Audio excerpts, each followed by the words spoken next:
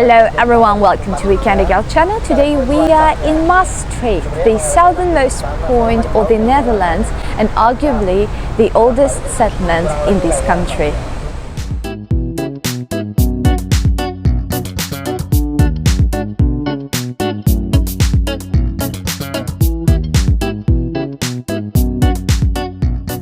Ever wondered where Europe's heartbeat pulse is strongest? Spoiler, it's not Paris, Rome or even Brussels. It's a cozy, centuries-old city in the southeast of the Netherlands that sounds like you just sneezed into a microphone. Maastricht. This place is ancient.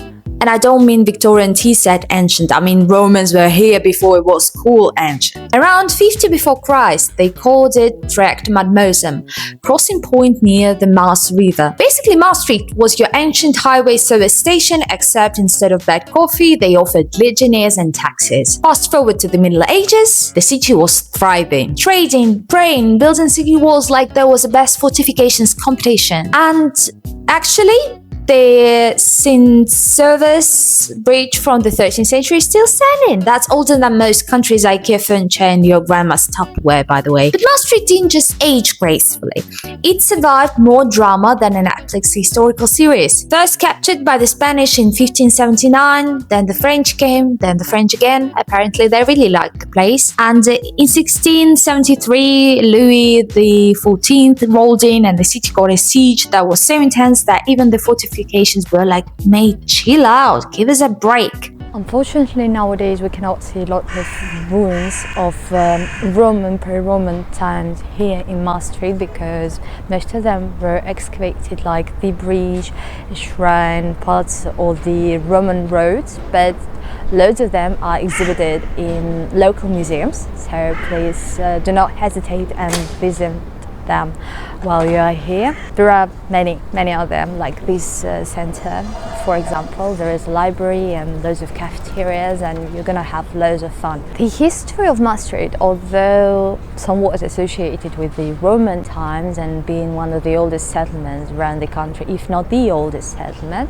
it is more and more deeply connected with the Carolingian Empire, and particularly during the 12th, 13th centuries, Maastricht was living through its golden age because it was flourishing, its industries and trade were developing and growing. Its culture was successful and renowned across the Europe, and certainly it was a time of abundance and prosperity. But then the city was on the decline till throughout the 15th, 16th, 17th centuries due to various religious wars and occupations by the Spanish and the French troops.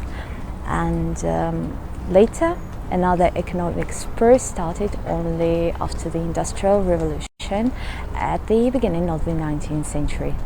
By the 19th century, the city had reinvented itself into an industrial hub with pottery, glass, and Petrus Rigaud, a man who basically turned Maastricht into an Etsy shop or the Netherlands only on an industrial scale. Then, boom, 1992. Maastricht becomes the spot for the signing of the Maastricht Treaty, birthing the euro and giving Brussels another reason to brag. Yeah, you're looking at the official birthplace of European unity, cue the dramatic anthem. Today, the city is a cultural cocktail with a twist. Imagine being in a 13th century church, Dominican, now a bookshop where you can browse nobles under frescoes and pretend you are in a Dan Brown plot. Then there is the Bonnefanten Museum, which looks like a rocket but is actually filled with art. The locals swear it is intentional. And the food, oh, the food here is fantastic. Like there is Limburgse fly, pie so sweet it should come with a dental warning, or zouflies, beef stew, that's basically a warm hug in a bowl. And if you want a district that's equal parts culture, wine and Instagram shorts, you should head to Wake, where even the coffee has attitude. Maastricht also has a softer, poignant side. During the Second World War, it was the first Dutch city to be liberated, and nearby, Margareton still keeps the tradition of locals adopting the graves of American soldiers. If you want, you can try and visit it, just beware, you might tear up. I dare you not to tear up. However, what the city lacks in Roman buildings and architectural marvels, it more than compensates with the medieval architecture. For example, this is remain of the tower. It was part of the fort, used to be at least, and it dates back to 1318. The sign there says it all correctly. And there are actually lots of buildings or remnants of the buildings like that all around Maastricht. You just have to pay attention to see all of them, like the bridge across the Meuse, for example, which we are going to see a bit later, and remains of the medieval fort and the later fort dating back to 16th, 17th century. Those, however, the latest ones, they were built by the French, because no matter what you say about them and their passion for conquering other countries, they've always rebuilt what they destroyed, at least somehow. But now the main problem is how to get down. I don't know. Anyone to help me? Maastricht has 1,677 national heritage buildings. It's second only to Amsterdam, and it's so historic that even dinosaurs have it on their CV. The Maastrichtian is literally named after the city. Yes, this place outlasted even the T-Rexes. This bridge was originally built during the reign of Octavian August of Rome, and it existed till 13th century, if my memory serves me right, till it collapsed and killed around 400 people.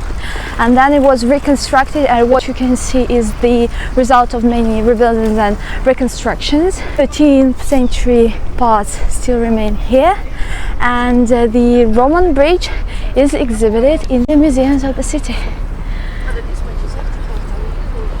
Such long history. So here's the takeaway. Maastricht is too charming for just a day trip, too historic for a meh.